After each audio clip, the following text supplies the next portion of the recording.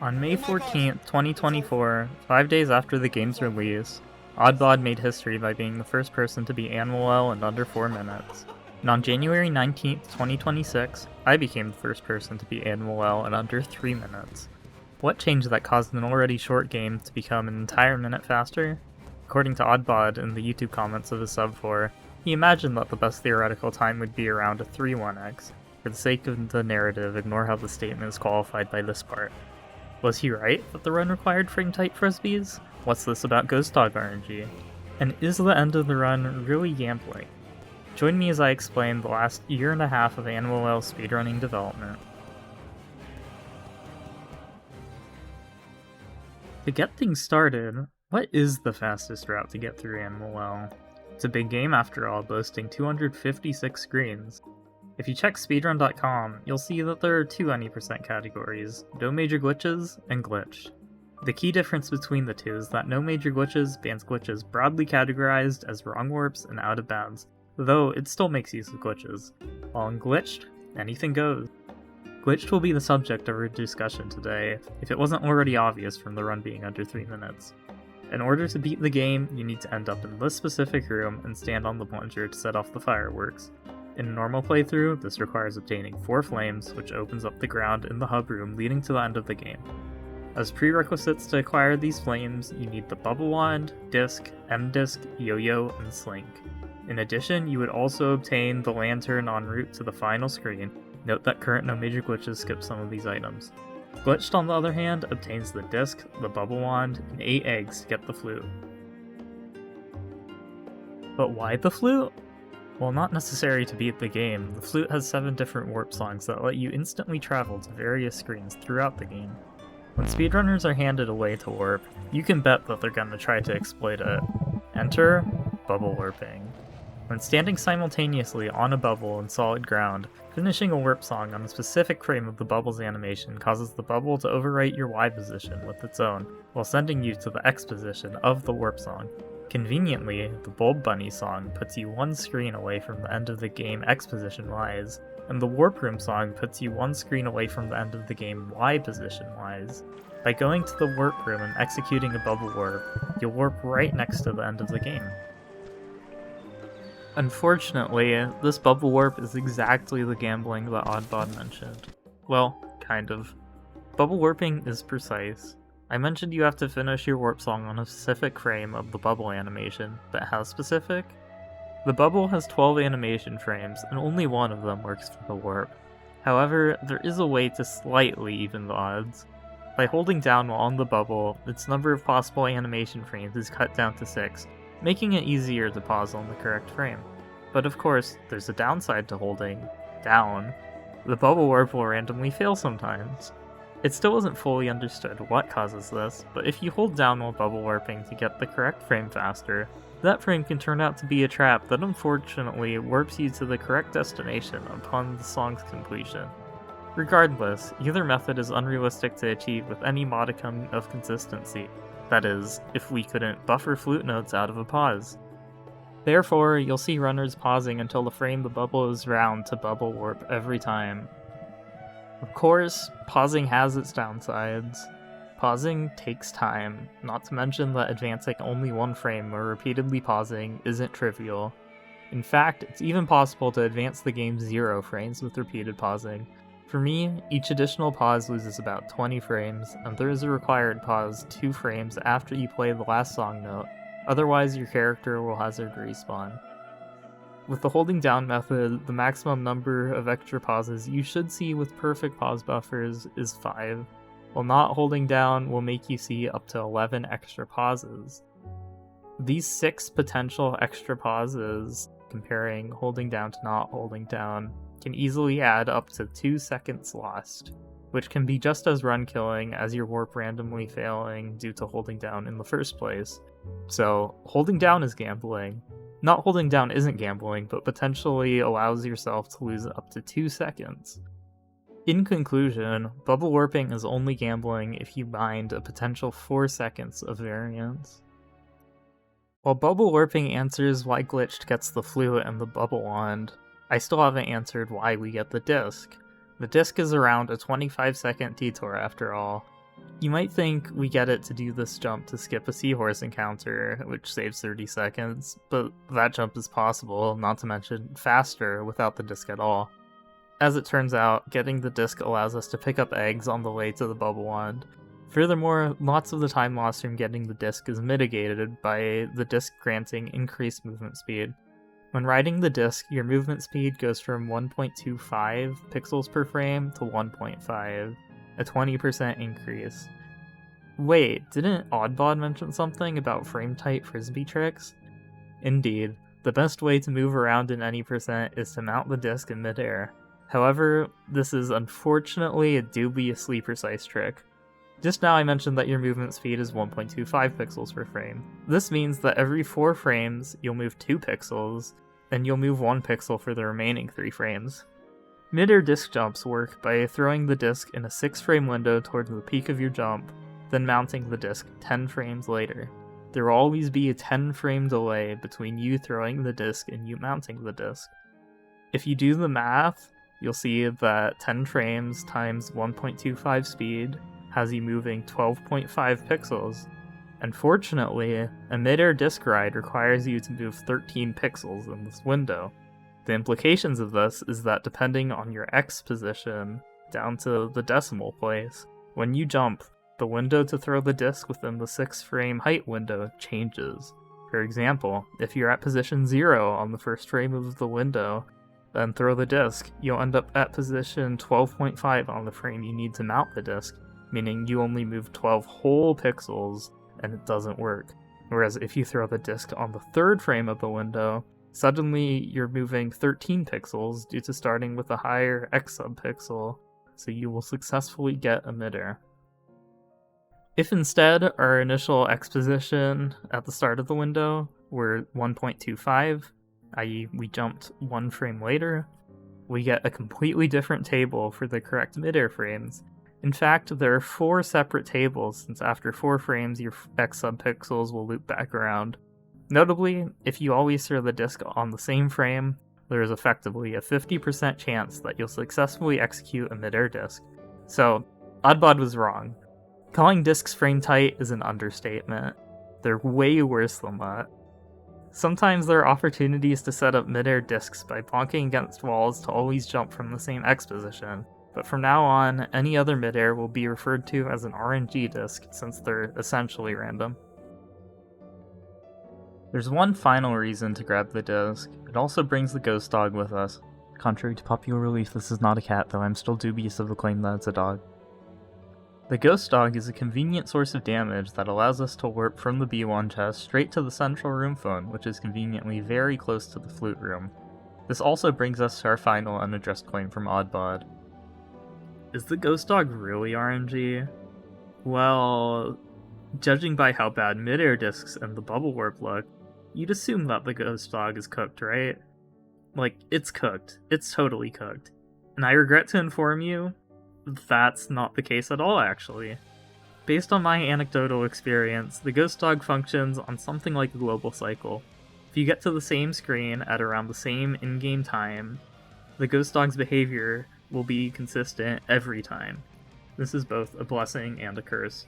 For one, since the game lacks task tools, at least at the time of recording this, it's hard to tell what pattern the ghost dog will give you on a good pace, especially on your best pace, unless you just sacrifice a bunch of runs on that pace to the dog.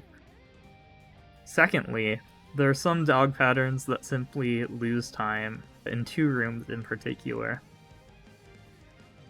Now that we've established the items that we want, what egg should we get?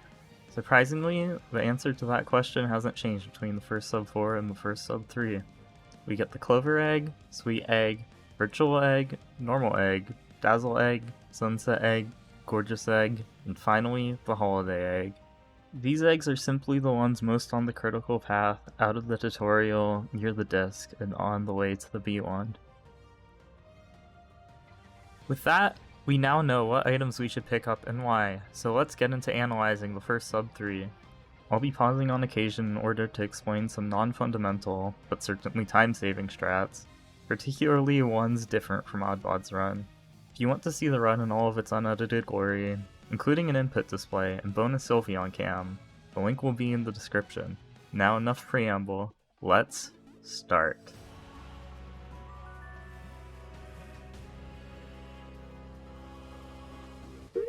Okay, I know the run just started, but I just want to point out a micro optimization on the path to sub 3. Every frame saved matters after all. I would pose to you, dear viewer, a question. What is the best way to turn around? The answer to this is surprisingly nuanced.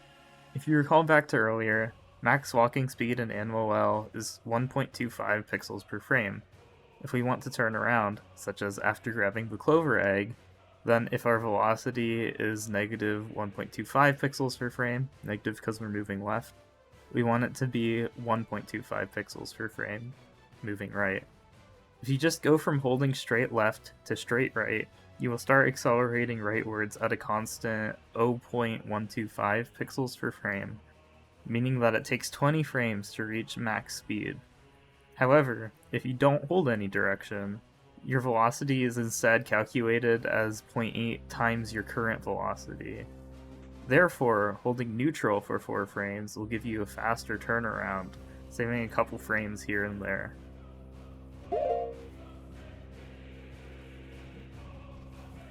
Coming up is a cool jump off a ladder that saves about 15 frames. The next trick will be Tutorial Skip. Tutorial Skip utilizes a water bounce to bypass needing to go all the way left and grab fireworks to scare the ghost. It works because the game gives physics to water particles, as seen in the seahorse fight. If you crank the platform to a particular height, looking for the crank to point around upright, jumping into the water and holding right the whole time will automatically cause you to generate a bunch of water particles, which spawn inside of you and give you immense height. This trick has been around since at least the day after the game release. Now we have the disc, which is essentially the start of the real run, and we get to kick it off with an RNG emitter. Coming up is a minor difference in egg routing from Oddbod's run. We get the sweet egg earlier by doing these disc wall jumps rather than coming back later with the bubble one to have slightly easier time, and do a bunch of RNG discs along the way. I paused the game again to discuss another type of disc that I haven't talked about, a runoff disc. They function the same way as a mid-air disc, then thankfully this one is set up by falling into the wall next to the ladder. Don't look at the screen during this failed RNG disc. In this room I'm going to throw the disc off the back wall to avoid having to do another runoff, and in this room, if I actually went any faster, the dog would have hit me off of that disc, losing time. Wait, what was that just happened while I was yapping? Let's rewind.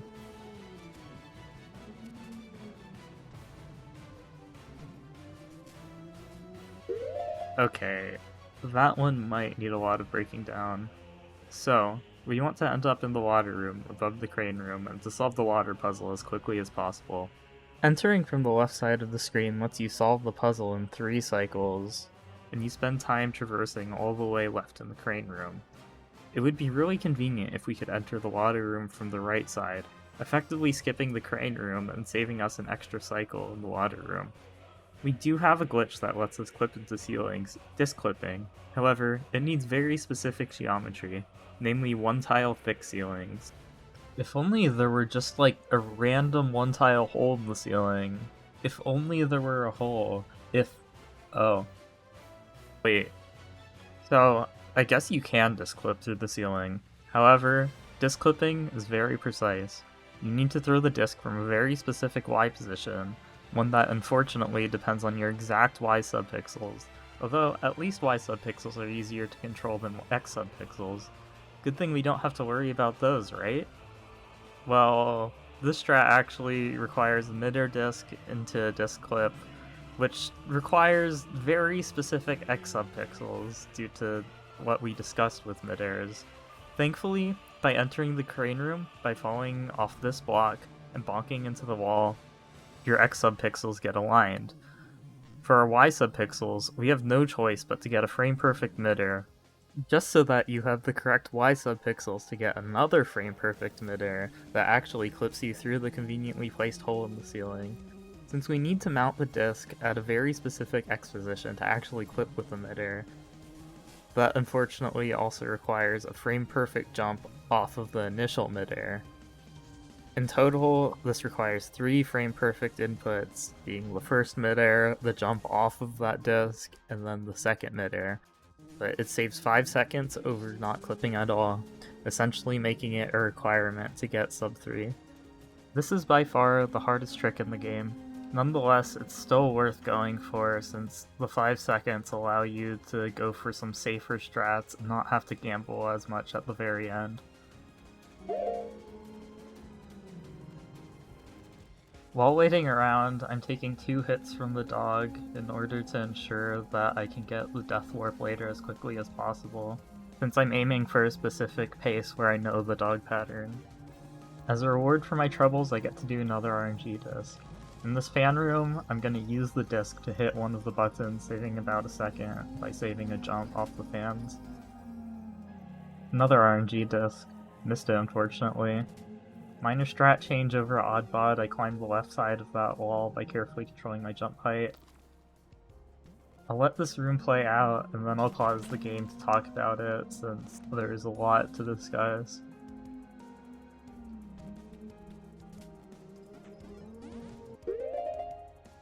Okay, so there are a couple things here. First is this micro-optimization, where I press jump in geometry like so, which lets me fall 1 frame faster. This is the room where it hurts the most to not have firecrackers.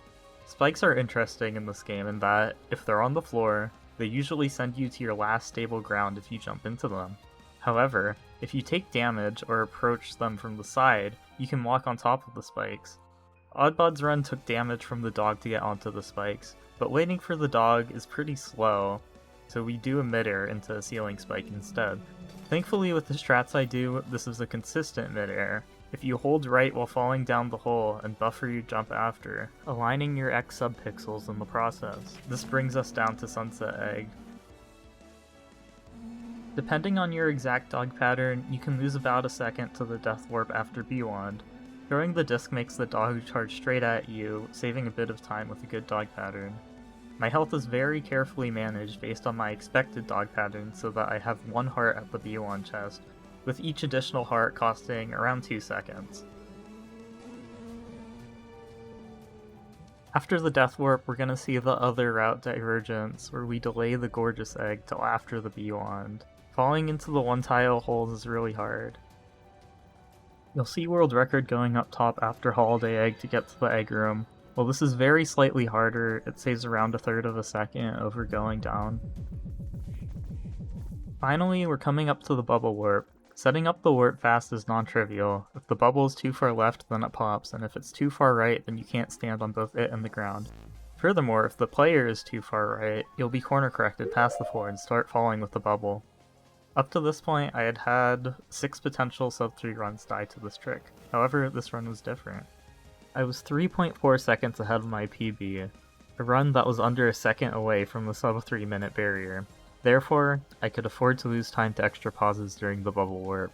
In particular, even if I didn't hold down for the bubble warp, something I don't normally do in PB attempts, as long as I didn't get the maximum amount of extra pauses, I would be fine.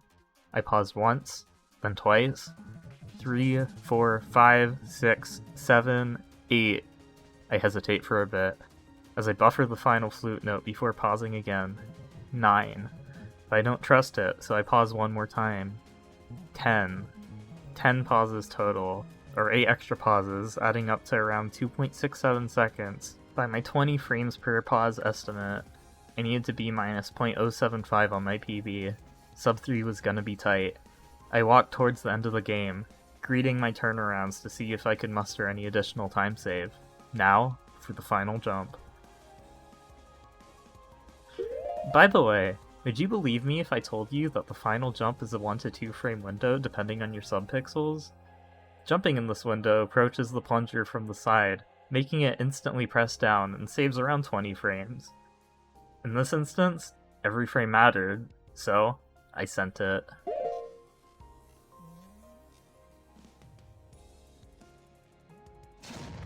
So, that's how Animal Well was beaten in under 3 minutes. with an ever-enduring route, lots of attempts, a couple major strat updates, and myriad micro-optimizations. Of course, world record isn't perfect. I did lose over 1 second after Gorgeous Egg to falling down the 1 block wide hole, and over 2 seconds to the bubble warp. Furthermore, there are almost always more discs to do, and even some really messed up strats that save less than a second and kill the run if you fail them. Is 2.5x the final frontier? I don't think so. I could see a 2.4x being achieved eventually through a lot of hard work and determination, though not anytime soon. Thanks for listening to me as I took you through this journey. I hope to have more stories to tell in the future. If you have any questions, feel free to comment, and I should respond relatively quickly. And if you don't have any questions, also feel free to comment, and I will probably heart it. I guess I'm supposed to do that generic YouTuber thing now where I say like if you like, and subscribe, or don't. You can do neither of those things if you want. Bye!